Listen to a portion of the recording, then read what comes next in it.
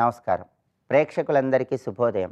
ఈనాటి శుభయోగం శీర్షికన పరాంకుశ ఏకాదశి సందర్భంగా ఎలాంటి విధి విధానాలు పాటించాలో, తద్వారా ఎలాంటి ప్రయోజనాలు సిద్ధింపజేసుకోవచ్చో పరిశీలిద్దాం. ఆశ్వీజ మాసంలో శుక్లపక్షంలో వచ్చే ఏకాదశి తిథిని పరాంకుశ ఏకాదశి అనే పేరుతో పిలుస్తారు. దీన్నే పాశాంకుశ ఏకాదశి అనే పేరుతో కూడా పిలుస్తారు.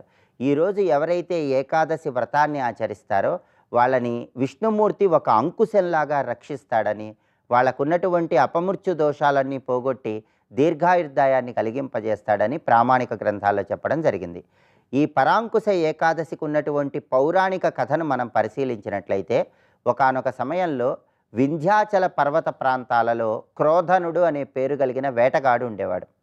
ఆ వేటగాడు తన వృత్తిలో కొనసాగుతూ కొన్ని సంవత్సరాలు పూర్తయిన తర్వాత తాను చేసినటువంటి పాపాలను తలుచుకుంటూ బాధపడ్డాడు. అలా బాధపడి అక్కడికి దగ్గరలో ఉన్నటువంటి ఒక ఋషి ఆశ్రమానికి వెళ్ళి, ఇంతకాలం వేటగాడిగా జీవనాన్ని కొనసాగించి చాలా వరకు తెలియక ఎన్నో తప్పులు చేశాను, ఆ తప్పులన్నీ పోగొట్టుకోవటానికి, పాపాలన్నీ నివృత్తి చేసుకోవటానికి ఏదైనా ఉపాయం ఉందా అని ఆ ఆశ్రమంలో ఋషిని అడిగినప్పుడు, ఆ ఋషి ఆశ్వీజ మాసంలో శుక్లపక్షంలో వచ్చే ఏకాదశి తిథిని పరాంకుశ ఏకాదశి అనే పేరుతో పిలుస్తారు. ఆ రోజు ఏకాదశి వ్రతాన్ని ఆచరించినట్లయితే, ఉపవాసం ఉన్నట్లయితే, నువ్వు తెలిసి కానీ తెలియక కానీ చేసిన అన్ని పాపాలు తొలగింపబడతాయి, నీకు ఆయుర్దాయం పెరుగుతుంది, అపమృత్యు దోషాలన్నీ తొలగిపోతాయని సెలవిస్తాడు. అప్పుడు క్రోధనుడు అనే పేరు కలిగిన ఆ వేటగాడు ఈ పరాంకుశ ఏకాదశి రోజు ఏకాదశి వ్రతాన్ని ఆచరించడం వల్ల విష్ణుమూర్తి అనుగ్రహం కలిగి దీర్ఘాయుర్దాయాన్ని పొందాడని, అపమృత్యు దోషాలని పోగొట్టుకున్నాడని ప్రామాణిక గ్రంథాల్లో చెప్పడం జరిగింది. కాబట్టి అపమృత్యు దోష నివారణకు, దీర్ఘాయుర్దాయాన్ని సిద్ధింపజేసుకోవటానికి ఈరోజు పగలు ఉపవాసం ఉండి రాత్రికి జాగరణ చేస్తూ విష్ణునామస్మరణ చేస్తూ మర్నాడు ద్వాదశి రోజు ఎవరికైనా భోజనం పెట్టి మీరు కూడా భోజనాన్ని స్వీకరించాలి. ఇలా ఏకాదశి వ్రతాన్ని ఆచరించడం ద్వారా విష్ణుమూర్తి అనుగ్రహానికి సులభంగా పాత్రలు కావచ్చు. అలాగే పరాంకుశ ఏకాదశి రోజు అన్నదానం చేస్తే కూడా విశేషమైన శుభయోగం కలుగుతుంది. అలాగే వస్త్రదానం చేసిన అద్భుత ఫలితాలు కలుగుతాయి. ఈ రెండు దానాలలో ఏదో ఒక దానం నిర్వహించడం ద్వారా విష్ణు కృపకు సులభంగా పాత్రలు కావచ్చు. ఈరోజు విష్ణు ఆలయ ప్రాంగణంలో కూర్చుని ఓం నమో నారాయణాయ అష్టాక్షరి మంత్రం, ఓం నమో భగవతే వాసుదేవాయ ద్వాదశాక్షర మంత్రం వీలైనన్ని సార్లు జపించుకోవటం ద్వారా కూడా విష్ణుమూర్తి పరిపూర్ణమైన అనుగ్రహానికి సులభంగా పాత్రలు కావచ్చు. రేపటి శుభయోగం శీర్షికన ఆశ్వీజ మాసంలో వచ్చే గురువారం సందర్భంగా అమ్మవారి అనుగ్రహం కలగాలంటే అమ్మవారిని ఎలాంటి పుష్పాలతో పూజించాలో, ఎలాంటి నైవేద్యాలు సమర్పించాలో పరిశీలిద్దాం. నమస్కారం.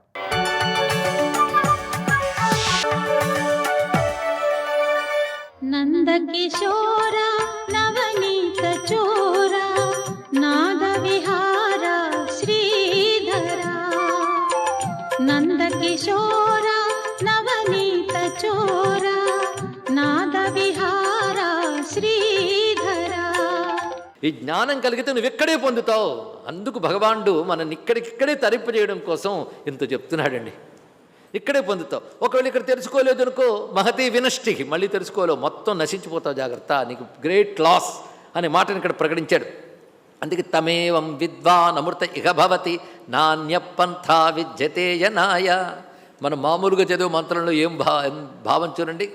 తమ్ ఏవం విద్వాన్, ఆయన్ని ఇలా మాత్రమే తెలుసుకున్నట్లయితే అమృత, నువ్వు అమృతుడు అయిపోతావు. ఎక్కడ? ఇహ భవతి, ఇక్కడే అమృతుడు అవుతున్నావు. లేదండి అమృతుడిని కావాలి కానీ ఇంకేదైనా చెప్పండి అంటే నాణ్యపంథ విద్యతే యనాయ, మరొక మార్గం లేదు. There is no way, there is no anyway, ఏ మార్గం లేదు, ఒక్కటే. అది గమనించుకోవాల్సిన అందమైన అంశం. ఇలా చెప్పి ఇప్పుడు నేను క్షేత్రం అంటే ఏంటో చెప్తున్నాను అన్నాడండి. మనకు ఒక్కసారి హడావిడి పెట్టి క్షేత్రజ్ఞుల్లోకి తీసుకెళ్ళట్లే. క్షేత్రం అంటే ఏంటో చెప్తున్నాడు. ఇది క్షేత్రం అని మనం తెలుసుకోవట్లేదు. ఇందులో కొంత క్షేత్రం తీసి కొంత క్షేత్రజ్ఞుడు అని భాగంలోకి తెచ్చేసుకుంటాం. అది క్షేత్రం అనే దానిలో నేను ఏమేమి చెప్తున్నాను ఒక దగ్గర రాసుకుంటే, క్షేత్ర లక్షణం జడం ఎప్పుడు గమనించుకోవాల్సింది. ఇదం అని చెప్పబడేదంతా క్షేత్రమే. అందుకు ముందు జడమేదో పక్కకు పెట్టేస్తే అరే ఇది చైతన్యం అనుకుంటున్నానని భ్రాంతి పోతుంది. అందుకే క్షేత్రజ్ఞ అనే అంతఃకరణలో ఏ చైతన్యం ఉందో అది ప్రపంచం వైపు తిరిగితే భ్రాంతి, పరమాత్మ వైపు తిరిగితే శాంతి. అంతే ఇక్కడ అన్నది. ఆ మాత్రమే. అది ఇప్పుడు ముందు క్షేత్రం యొక్క స్వరూపాన్ని చెప్పబోతున్నాడు. తత్క్షేత్రం యచ్చ యాదృక్చ యద్వికారి యతశ్చ యత్ సచయో యత్ ప్రభావశ్చ తత్ సమాసేన మే శృణు. తత్క్షేత్రం, ముందుగా ఆ క్షేత్రము యచ్చ అంటే ఏదో, యాదృక్చ ఎలాంటిదో, యద్వికారి ఏ వికారములు కలవో. వికారం అనే మాట వచ్చండి, వికారం క్షేత్రానికి ఉంది, క్షేత్రజ్ఞుడికి లేదు. వికారము అంటే క్షణానుకోలా ఉండడం. ఆయన ఎప్పుడు సంతోషంగా ఉంటాడండి, పొరపాటు నువ్వు వెళ్ళినప్పుడు అలా ఉన్నాడు. అది పెర్మనెంట్ అనుకోకు. నువ్వు ఎప్పుడెప్పుడు వెళ్ళావో అప్పుడప్పుడు సంతోషం కనపడ్డాడు, తర్వాత నువ్వు చూడలే. కనుక ఇవన్నీ వికారములే అన్నాడు ఇక్కడ. క్షేత్రము యొక్క ఏది, ఎటువంటిది, ఎట్టి వికారాలు ఉన్నాయో, అదేవిధంగా దేని నుండి ఉత్పన్నమైనదో, యతశ్చ దేని వలన కలిగినదో అది. అయితే ఆ క్షేత్రం కలగడానికి కానీ అది పనిచేయడానికి కారణం ఎవడు? క్షేత్రజ్ఞుడేగా. అందుకే వాడు గురించి కూడా యహ అనే మాట చెప్పాడు. సచ యహ వాడు అంటే క్షేత్రజ్ఞుడు ఎవడో, యత్ ప్రభావశ్చ ఎటువంటి ప్రభావము కలవాడో. ఆ మాట ఆయనకి వాడే అడుగుతాడు. క్షేత్రజ్ఞుడే ప్రభావము కలిగిన వాడు. క్షేత్రానికి ఏం ప్రభావం ఉంది? ఆయన ప్రభావమే దీని మీద. అందుకే యశ్చ యత్ ప్రభావశ్చ అది. మొత్తానికి క్షేత్రము ఏమిటి, ఎలా ఉంటుంది, దాని వికారములు ఏమిటి, దేనివల్ల కలిగిందో చెప్తాను. మూలమైనటువంటి యహ క్షేత్రజ్ఞుడు, ఆయన ప్రభావం ఏమిటో చెప్తాను. సమాసేన అంటే సంగ్రహంగా. సంగ్రహంగా అంటే ఏదో బ్రీఫ్గా చెప్తాను కదండి, సారస్వరూపంగా చెప్పబోతున్నాను అన్నాడు. సారంగా చెప్తాడు ఇక్కడ. ఇది చెప్తున్నది ఏంటి అంటే, నేను కొత్తగా చెప్పట్లేదయ్యా, ఇది ఋషులు ఇదివరకు ప్రస్తావన చేసిన జ్ఞానమే. అందుకే మనం కృష్ణ పరమాత్మని గురువుగా దండం పెడుతున్నాం. అవతార పురుషుడైనా సరే శాస్త్ర ప్రమాణం చెప్పినప్పుడే ఆచార్యుడు అవుతాడు. అలా చెప్పనప్పుడు వాడుకు ఎంత బుద్ధిమంతుడో అని దండం పెడతామే తప్ప వాడి బుద్ధిని మనం తీసుకోం. వేదాది శాస్త్రముల ప్రమాణం చెప్పకపోతే వాడు ఆచార్యుడు కాడు. వాడు ఏదో పని కోసం వచ్చాడో పని చేసి వెళ్ళిపోయాడు. కృష్ణ పరమాత్మ అలా కాదు. వేదం తానైనవాడు, వేద ధర్మం తానైనవాడు, వేద ధర్మం తాను చేసినవాడు, మనకు చెప్పినవాడు. అందుకే ఆయన్ని మన ఆచార్య స్థానంలో చెప్తున్నాం. చెప్తూ నేను చెప్పబోయేది ఇది ఇవాళ కొత్తగా నీకోసం ఇన్వెంట్ చేసి చెప్పట్లేదయ్యా, ఇది ఎప్పుడు ఉన్నదే. ఎందుకంటే జీవుడు తరించాలి, అది వేదమాత యొక్క ఉద్దేశం. అంటే పరమేశ్వరుడు హృదయం వేదమాత, అది మనం తరింపు చేయడం కోసం పుట్టింది. అంతేగాని మీ కర్మలు మీరు అనుభవించండిరా అని పుట్టించిందా? మీరు చేసుకున్నందుకు అనుభవిస్తున్నా బాగుపడి రండర్రా అని పంపించాడు మహానుభావుడు. అలా వచ్చినటువంటివి వేదములు. ఆ వేదముల్లో ప్రతిపాదింపబడిన విషయమే నేను చెప్తున్నాను. ఋషిభిర్ బహుదా గీతం. నేను ఇప్పుడు చెప్పబోతున్నది ఏంటి అంటే, ఋషుల చేత బహువిధములుగా గానము చేయబడినది. ఇక్కడ గీతం అంటే విస్తారంగా తెలుపబడినది అని కూడా అర్థం. పైగా వాళ్ళ ఆనందానుభూతితో అనుభవంతో చెప్పారు కానీ గీతం. అనుభవంతో చెప్పిన దానికి గీత అనాలి. బ్రహ్మమైనా చెప్పాలి, బ్రహ్మానుభవం పొందినవాడైనా చెప్పాలి, అప్పుడు గీత అనాలండి. అంతేగాని పండితుడు చెప్పిన దాన్ని గీత అనరు, అది పాండిత్యం అంటాం. బ్రహ్మానుభవమైనా ఉండాలి, బ్రహ్మమైనా ఉండాలి. ఇక్కడ చెప్పేవాడు బ్రహ్మ గనక ఆయనకి సరిపోయింది. ఋషిభిర్ బహుధా గీతం. ఋషుల దగ్గరికి వచ్చేటప్పటికల్లా ఋషిభిర్ బహుధా గీతం. సరిగ్గా మనకి నామశాస్త్రాల దగ్గరికి వచ్చేటప్పుడు కూడా ఇదే మాట వస్తుంది, ఋషిభి గీతం అని చెప్తున్నాం కదా. విష్ణు సహస్రనామాల్లో కూడా ఋషిభిర్ బహుధా గీతం. ఛందోభిర్ వివిధై పృథక్. వివిధములైన ఛందస్సులు విడివిడిగా కూడా ఈ విషయాన్ని చెప్పాయి. పృథక్ అంటే విడివిడిగా. అంటే వేదమంత్రములు విడివిడిగా వేదములు ఉంటాయి కదా, కొన్ని రుక్కుల్లో, కొన్ని సామముల్లో, కొన్ని యజుస్సుల్లో, కొన్ని అధర్వ వేదమునందు ఉంటాయి. ఇలా విడివిడిగా ఉన్నటువంటి వేదమంత్రములన్నీ ఛందోభిహి అంటే వేదమంత్రములు అని అర్థం ఇక్కడ. స్వస్తి.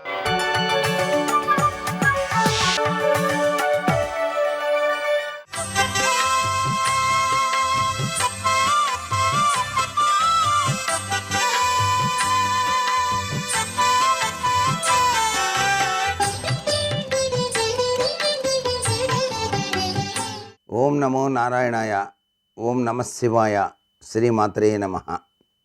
ఈరోజు ఆశ్వేజ శుద్ధ ఏకాదశి.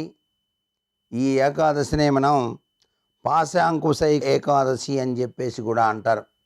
అంటే యముని యొక్క పాశాన్ని ఛేదించేటువంటి అంకుశం వంటిది అని చెప్పేసి శాస్త్రం. యముని యొక్క పాశాన్ని ఛేదించే అంకుశం ఎక్కడ దొరుకుతుంది మనకి? పురాణ ఇతిహాస కథల రీత్యా కనుక చూసినట్లయితే మార్కండేయుడు చరిత్ర మనం అవగాహన చేసుకోవచ్చు. మార్కండేయుడు నమశివాయ అనేటువంటి పంచాక్షరి మహామంత్రాన్ని ఉపదేశం చేసుకొని తన తల్లిదండ్రుల వద్ద సెలవు తీసుకొని తిరుక్కడయార్ అనేటువంటి గ్రామంలో తాను ఒక శివలింగాన్ని స్థాపించి అక్కడే నిష్టగా ఆ యొక్క శివుణ్ణి మహామృత్యుంజయ మంత్రంతో ఓం నమశివాయ అనేటువంటి ఆ యొక్క పంచాక్షరి మంత్రాన్ని చేస్తూ ఉన్నటువంటి తరుణం. ఆయన ఆయుర్దాయం తీరిపోయినప్పుడు యముడు తన పాశాన్ని ఆ యొక్క బాలునిపై విసిరివేసిన సందర్భరీత్యా లింగంలో నుంచి ఆవిర్భవించినటువంటి ఘటన, యముణ్ణి తన ఎడంకాలతో తన్నినటువంటి ఘటన కూడా మనం ఆ తిరుక్కడయార్ అనేటువంటి గ్రామంలో నేటికి చూస్తాం.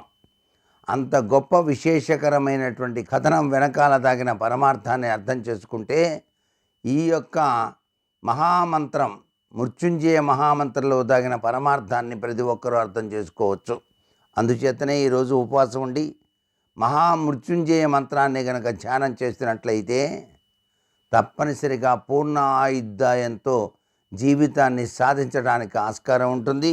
అందుచేతనే పాశాంకుశ ఏకాదశిగా యముని యొక్క పాశాన్ని ఛేదించేటువంటి అంకుశం వంటిది ఈ ఏకాదశిగా మనకు శాస్త్రాలు చెప్పడం జరిగింది. ఈ ఏకాదశి వ్రతాన్ని ఆచరించినటువంటి వారికి నరకలోకవాసం ఉండదు అని చెప్పేసి కూడా మనకు శాస్త్రంలో చెప్పినటువంటి నిగూఢ రహస్యం. నరకలోకవాసం అనేటువంటిది ఉండదు. అందుచేత ఆ యొక్క మహామృత్యుంజయ మంత్రాన్ని జపిస్తూ శివారాధన చేసి విష్ణుదేవుని కూడాను ప్రార్థన చేస్తూ ఎవరైతే ఏకాదశి ఉపవాసాన్ని ఆచరించి వ్రతాన్ని ఆచరిస్తారో వారికి చాలా విశేషకరమైన ప్రభావం వచ్చి తీరుతుంది అంటోంది శాస్త్రం. మరి దీన్ని ఆచరించి తరిద్దామా? సర్వే జనా సుఖినో భవంతు.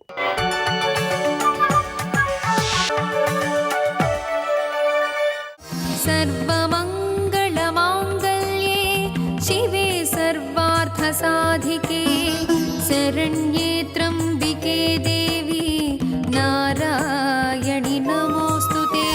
పాలని పెరుగుగా ఎలా మార్చవచ్చు ఆయన కొన్ని విధానాలు చెప్పాడు. సోమలతని పాలలో కానీ వేస్తే, అది తోడుకుంటే, ఆ పెరుగు అగ్నిహోత్రంలో హవిస్సుగా ఇస్తే సోముడు ప్రీతి పొంది ఇంద్రియ శక్తిని పొందుతాడు. ఒకవేళ పాలు తీసుకొచ్చి తోడు పెట్టేటప్పుడు స్థూలబదరి అంటే లావుగా ఉండేటటువంటి రేగుపండు, పెద్ద రేగుపండు తీసుకెళ్లి పాలలో వేసి తోడు పెట్టి హోమం చేస్తే రాక్షసులు ఇంద్రియ శక్తిని పొందుతారు. ఒకవేళ అందులోకి తండులములు అంటే ఔషధులు, మనం వ్రతం అవి చేసేటప్పుడు బియ్యం పోస్తామే, ఆ తండుల రాసి కొద్దిగా తీసుకుని పాలలో వేస్తే పాలు తోడుకుంటే వాటితో హోమం చేస్తే విశ్వే దేవతలు ప్రీతి చెందుతారు. పాలలోకి పుల్లటి మజ్జిగ కొద్దిగా వేసి తోడు పెట్టి తింటే మనుష్యులు బలవంతులవుతారు. పాలలోకి పెరుగు వేసి తోడు పెట్టి తోడుకున్న పెరుగు హోమంలో వాడితే ఇంద్రుడికి శక్తి కలుగుతుంది. ఇంద్రుడికి శక్తి కలిగితే మనందరికీ శక్తి కలుగుతుంది. వేదంలో ఇంద్రుడు వేరు, అందరూ రక్షింపబడతారు. అందుకే హనుమ ప్రయాణం ప్రారంభిస్తూ కూడా ఇంద్రుడికి నమస్కారం చేస్తారు. ఆ ఇంద్రుడి యొక్క బలం పెరగాలి అంటే పెరుగుతో హోమం చేయండి అన్నాడు. ఇప్పుడు పెరుగుతో చేశారు. నాకు ఇప్పుడు ఇంద్రియ బలం కలిగింది, పెరుగుతోనే చెయ్యండి అన్నాడు. అందుకని ఏం చేస్తారంటే హోమం అంతా పూర్తి చేసేటప్పుడు ఇంద్రుడి పేరు చెప్పి పెరుగుతో పూర్తి చేసే అలవాటు వచ్చింది.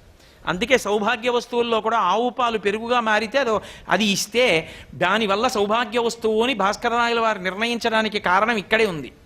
అందుకు పెరుగు ఆ స్థానం వచ్చింది. అందుకని భోజనం ఏమిటి? యజ్ఞం. అది నిశ్శబ్దంగా తింటాం.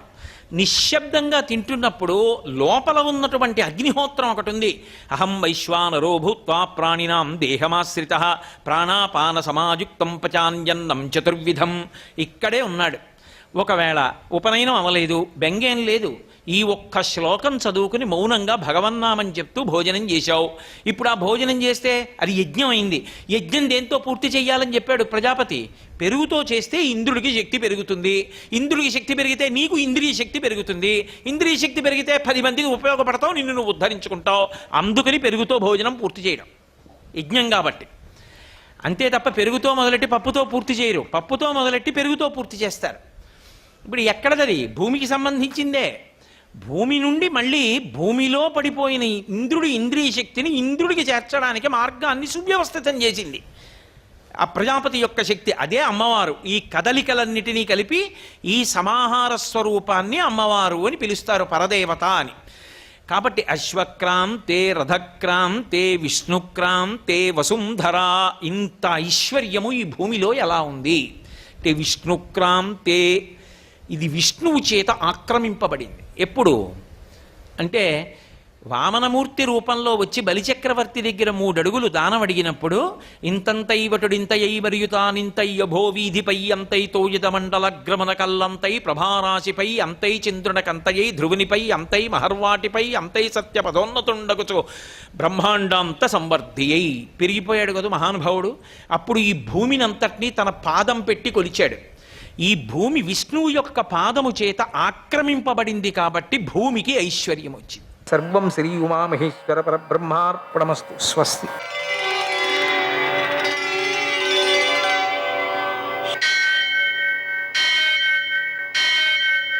సహస్రశీరుషం దేవం విశ్వాక్షం విశ్వశంభువం విశ్వం నారాయణం దేవమక్షరం పరమం పదం విశ్వతః పరమాం నిత్యం విశ్వం నారాయణగుం హరిం విశ్వమేవేదం పురుషస్తద్విశ్వముపజీవతి పతిం విశ్వస్యాత్మేశ్వరగుం శాశ్వతగుం శివమచ్యుతం నారాయణం మహాజ్ఞేయం విశ్వాత్మానం పరాయణం.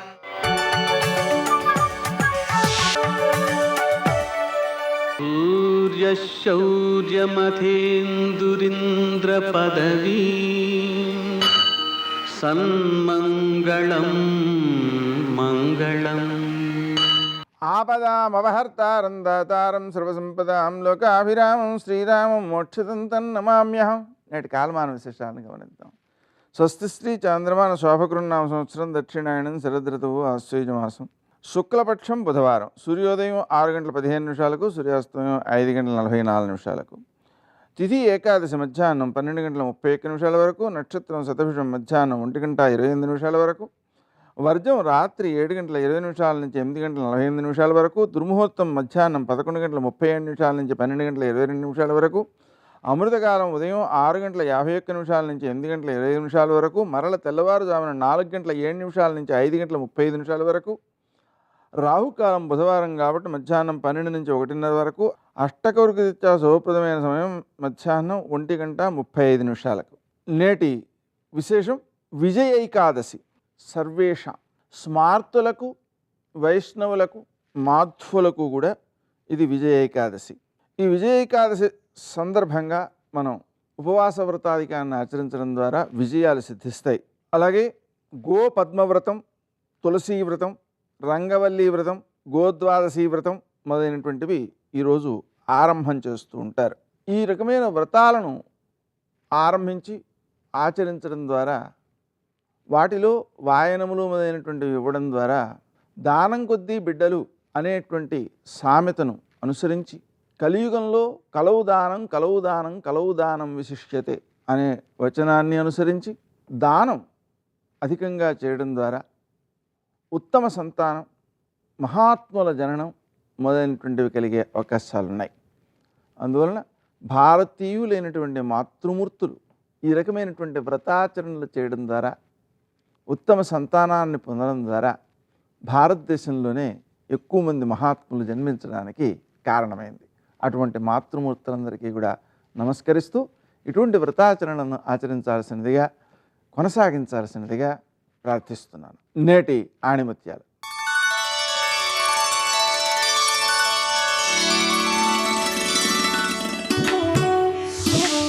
నీ బాధ్యతలను నీవు సరిగా తెలుసుకున్నప్పుడు నీ ఆశయాలను పూర్తి చేసుకోవాలనే పట్టుదల నీలో కనిపిస్తుంది.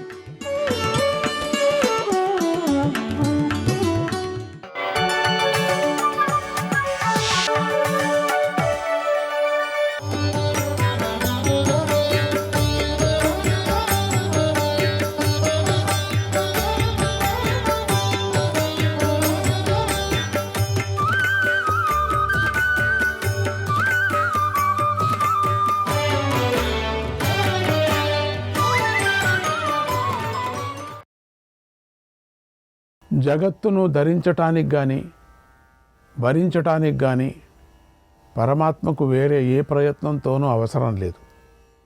ఆయన ఉంటే చాలు, ఆయన సత్తతోనే అంతా జరిగిపోతూ ఉంటుంది. కల్పితమైన ఈ జగత్తు అధిష్టానమైన పరమాత్మకు బరువు కాదు కదా.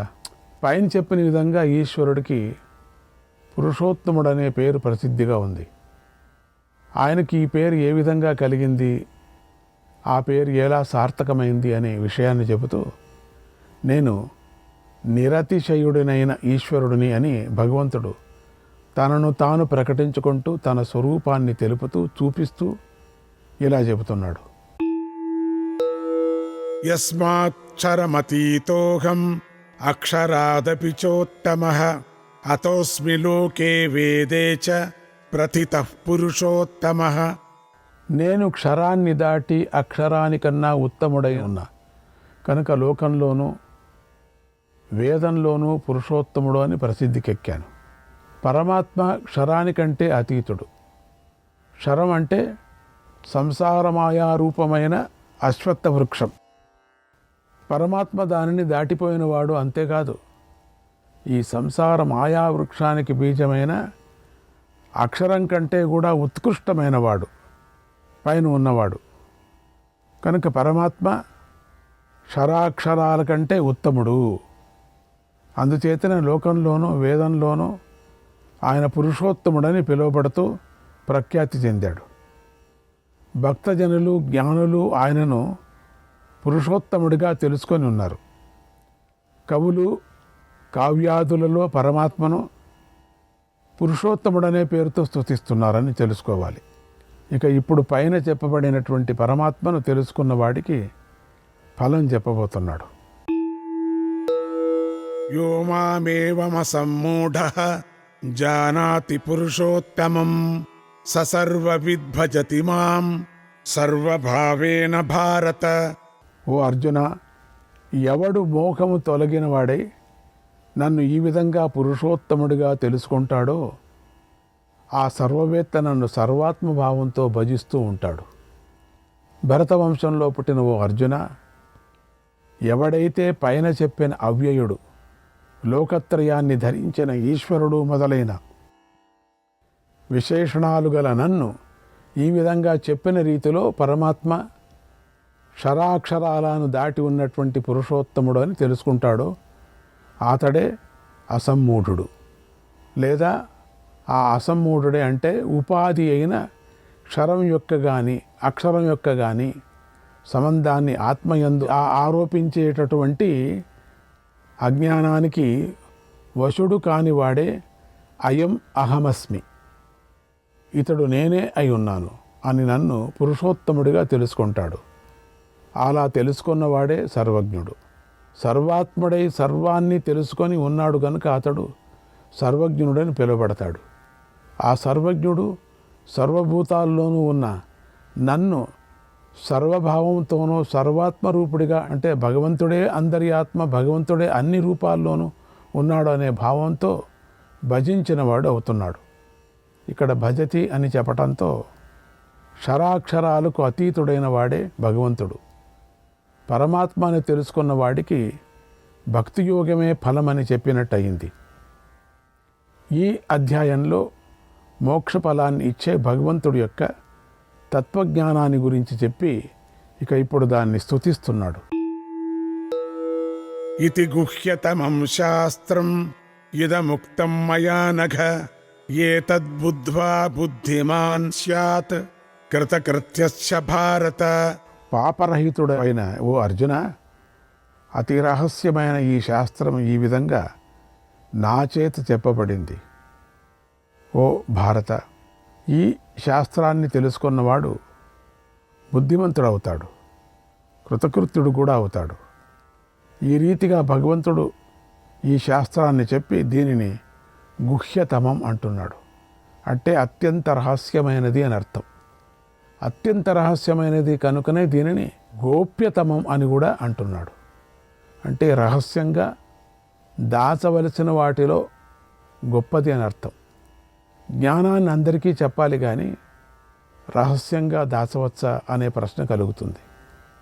దీనిని వినాలన్నా తెలుసుకోవాలన్నా భక్తి ఉండాలి, విశ్వాసం ఉండాలి, గురుకృపతో సాధన చేసి ఉండాలి, సాధనలో ఒక స్థాయికి వచ్చి ఉండాలి.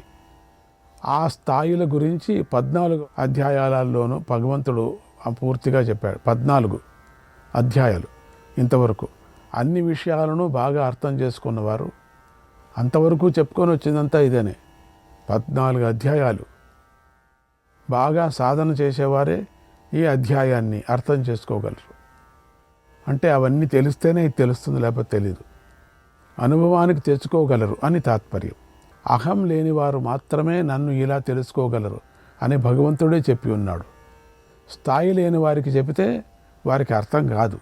అందుకే అనగా పాపము లేనివాడా అని భగవంతుడు ప్రయోగించి సూచించాడు. ఈ అన్ని విషయాలను దృష్టిలో ఉంచుకొని తాను చెప్పిన ఈ శాస్త్రము గుహ్యతమైనది అని భగవంతుడు అన్నాడు. భగవత్పాదాచార్యులు ఆ పదాన్ని గోప్యతమం అని వ్యాఖ్యానించారు. అతి రహస్యమైనది ఏది అంటే భగవంతుడు చెప్పిన ఈ శాస్త్రమే. భగవద్గీత అనే 700 శ్లోకాలకు శాస్త్రం అనే పేరు. శ్లోకాలను గీతలు అని కూడా పిలుస్తారు. కనుకనే ఈ గ్రంథానికి భగవద్గీత అనే పేరు వచ్చింది. అయినా కూడా ఈ అధ్యాయాన్ని స్తుతించడం కోసం మాత్రమే ఈ అధ్యాయాన్ని శాస్త్రం అని భగవంతుడు అంటున్నాడు. అంతేగాని ఈ అధ్యాయం మాత్రమే శాస్త్రమని, తక్కిన భగవద్గీత అంతా శాస్త్రం కాదని భ్రమలో పడకూడదు. గంగాళంలో వండిన అన్నంలో నుంచి ఒక పిడికడ అన్నం తీసుకొని ఈ అన్నం బాగుంది అంటే తక్కిన అన్నం బాగాలేదు అనే అర్థం కాదు. పైగా తక్కిన అన్నం కూడా బాగుంది, బాగా ఉడికింది అనే అర్థమే వస్తుంది కదా. ఈ అధ్యాయాన్ని శాస్త్రం అని పిలవటానికి ఇది ఒక ప్రకరణమై ఉండటం కూడా కారణమై ఉంది. ఈ అధ్యాయంలో భగవంతుడు ఒక విషయాన్ని ప్రారంభించి ఆ విషయాన్ని సమాప్తి కూడా చేశాడు. భగవత్పాదాచార్యులు సర్వోహి గీతా శాస్త్రార్థః అస్మిన్ అధ్యాయే సమాసేన ఉక్తః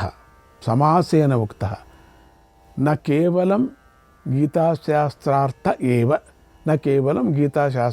ఏవ కింటు సర్వచ్చ వేదార్థః ఇహ పరిసమాప్తః. గీతాశాస్త్రం అంతా ఈ అధ్యాయంలో సంక్షిప్తంగా చెప్పబడింది. కేవలం గీతాశాస్త్రార్థం మాత్రమే కాదు, వేదార్థమంతా ఈ అధ్యాయంలో చెప్పబడి పరిసమాప్తి చేయబడింది అని ఈ అధ్యాయాన్ని స్తుతించారు. ఈ పరమాత్మను ఎవరు తెలుసుకుంటారో అతడే వేదాలను తెలుసుకున్నవాడు అవుతాడు అని ఈ అధ్యాయంలో మొదటి శ్లోకం చెప్పింది. మరియు వేదైశ్చ సర్వైరహమేవ వేద్యః, అన్ని వేదాల చేత నేనే తెలుసుకోదగిన వాడినే ఉన్నానని కూడా భగవంతుడు ఈ అధ్యాయంలోనే 15వ శ్లోకంలో చెప్పాడు కదా. అందుకే ఈ అధ్యాయం సర్వవేద సారమని తెలుసుకోవాలి. భగవంతుడు చెప్పిన ఈ శాస్త్రాన్ని తెలుసుకున్నవాడు బుద్ధిమంతుడే అవుతాడు తప్ప మరో రకంగా కాడు. పరమాత్మను తెలుసుకోవటంతో అంతా తెలుసుకున్నట్టు అవుతుంది. దానితోనే పరమ పురుషార్థం కలుగుతుంది, కానీ వేరొక దానితో కాదని చాందోగ్యం తెలుపుతుంది. ఈ శాస్త్రంలో చెప్పిన పరమాత్మ తత్వాన్ని తెలుసుకున్నవాడు కృతకృత్యుడు కూడా అవుతాడు అని భగవంతుడు చెప్పాడు. కృతకృత్యుడు అంటే చేయవలసినదంతా చేసిన వాడు, ఇంకా చేయవలసింది ఏదీ లేనివాడు అని అర్థం. అసాధారణమైన ఉత్తమ జన్మలో పుట్టిన విప్రుడు చేయవలసింది ఏదైతే ఉందో భగవత్తత్వాన్ని తెలుసుకోవటం వల్ల అది అంతా చేసినట్టే అవుతుంది. అలా కాకపోతే సృష్టిలో ఎవడికి కూడా చేయవలసిందంతా చేసినట్టు అవటం అనేది అసంభవం. సర్వం కర్మాఖిలం పార్థ జ్ఞానే పరిసమాప్యతే. ఓ అర్జున, జ్ఞానంలో అన్ని కర్మలు పరిసమాప్తి చెందుతాయని భగవంతుడు 4వ అధ్యాయంలో 33వ శ్లోకంలో చెప్పిన విషయాన్ని ఇక్కడ గుర్తు చేసుకోవాలి. ఈ విషయంలో మనుస్మృతి ఇలా చెబుతూ ఉన్నది. ఏతద్ధి జన్మ సాఫల్యం బ్రాహ్మణస్య విశేషతః ప్రాప్యైతత్ కృత కృత్యో హి ద్విజో భవతి నాణ్యథా. ఇదే జన్మ సాఫల్యం. విశేషించి బ్రాహ్మణుడికి ఇదే జన్మ సాఫల్యం. ఎందుకంటే ఈ తత్వాన్ని తెలుసుకున్న ద్విజుడు కృతకృత్యుడవుతాడు కానీ మరొక రకంగా కాడు. ద్విజుడే అయినా సరే ఈ తత్వాన్ని తెలుసుకుంటేనే కృతకృత్యుడు అవుతాడు కానీ వేరొక విధంగా కాలేడని చెప్పింది. ఓ భరతవంశంలో పుట్టినవాడా, ఈ పరమాత్మ తత్వాన్ని నా నుంచి విని తెలుసుకున్నావు గనుక నువ్వు కృతార్థుడు అయ్యావు అని చెబుతూ భగవంతుడు ఈ అధ్యాయాన్ని పూర్తి చేశాడు కనుక దీనిని విన్న మనమందరము కూడా కృతార్థులమే అని భావించాలి. శ్లోకంలో కృతకృత్యశ్చ అని చ కారాన్ని ప్రయోగించారు కనుక ఈ అధ్యాయాన్ని పారాయణ చేసిన వారు కానీ, విన్నవారు కానీ, తెలుసుకున్నవారు కానీ ప్రాప్త ప్రాపణీయులు అవుతారు. అంటే ఏమిటి? దొరకలిసినది అంతా వారికి దొరుకుతుంది అని అర్థం. ఈ విషయాన్ని నీలకంఠుల వారు చెప్పారు. ఇక మనము ఇది ఒక పరి జ్ఞాపకం చేసుకున్నాం. మనమందరం ఈ సంసారాన్ని అంటే జగత్తును చూస్తూనే ఉన్నాం. సామాన్యుల చూపుకు జ్ఞాని అయిన వాడు చూపుతూ, అంటే చూపుకు ఉండే తేడాను చెప్పేందుక అన్నట్టు ఈ 15వ అధ్యాయం ప్రారంభించబడింది. పేరేమో పురుషోత్తమ ప్రాప్తి యోగము. అధ్యాయం ప్రారంభించినదేమో సంసార వర్ణతో ఇదేమిట్రా అని మనకు సందేహం కలుగుతుంది. ఇదే భగవంతుడి యొక్క చమత్కారం. అందుకే ఆయనను కృష్ణుడు అంటారు. కృష్ణుడంటే ఆకర్షించేవాడు కదా. మనకు బాగా పరిచయం ఉన్నదాని గురించే చెబితే మనకు అర్థం అవుతుంది. మనస్సు ఆకర్షింపబడుతుంది. మనం ప్రతిక్షణము చూస్తున్న దాని గురించే చెబుతూ చూడాల్సింది ఇలా కాదు అని చెప్పి కుతూహలాన్ని రేకెత్తించాడు. సంసారాన్ని భగవంతుడు చెప్పినట్టుగా అర్థం చేసుకుంటే వేదవేత్తులైపోతారు అని ప్రోత్సహించాడు. ఈ చూసే సంసారాన్ని భగవంతుడు చెప్పిన విధంగా చూడటం అభ్యాసం చేసుకోవాలి. ఆ తర్వాత 2వ శ్లోకంలో భగవంతుడు గుణాల గురించి మాట్లాడాడు. ఆ తర్వాత విషయాలు కర్మలు అనేవి కూడా చెప్పబడ్డాయి. వాటిని కూడా భగవంతుడు చెప్పినట్టుగా వివరించాలి. అప్పుడు కానీ అవి తొలగిపోవు. భగవంతుడు చెప్పిన సంసార వృక్షం కంటికి కనిపించేది కాదు. అది భావనాత్మకమైనది. దానిని భావించి తెలుసుకోవాలి. అసంగం అంటే వైరాగ్యం. వైరాగ్యం లేకపోతే సంసార వృక్షాన్ని కత్తిరించలేం. సాధకులు వైరాగ్యాన్ని అభ్యాసం చేస్తూ ఉండాలి. ఆ వైరాగ్యంతో జ్ఞానం కోసం, మోక్షం కోసం ఆ పరమాత్మను అన్వేషించాలి. అంతేగాని కోరికల కోసం కాదు అని భగవంతుడు సూచించాడు. మోక్షం కావాలి అనేది కోరికగా కనిపిస్తూ ఉన్నా అది కోరిక కాదు. ఎందుకంటే అన్ని కోరికలు పోతే కానీ అది దొరికేది కాదు. 4వ శ్లోకంలో ప్రపద్యే అనే పదాన్ని ప్రయోగించి సాధకుడికి ప్రపత్తి అంటే శరణాగతి లేదా ఆత్మసమర్పణ అనేవి కావాలి అని భగవంతుడు సూచించాడు. ఊరికే కావాలనుకుంటే ఆ పరమపదం దొరికేది కాదు.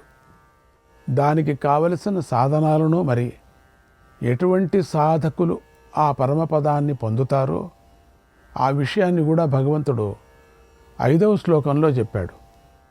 మాన మోహాలు, సంగ దోషాలను సాధకుడు సాధనతో గెలవాలి. శ్రీకృష్ణాయ పరమాత్మనే నమః.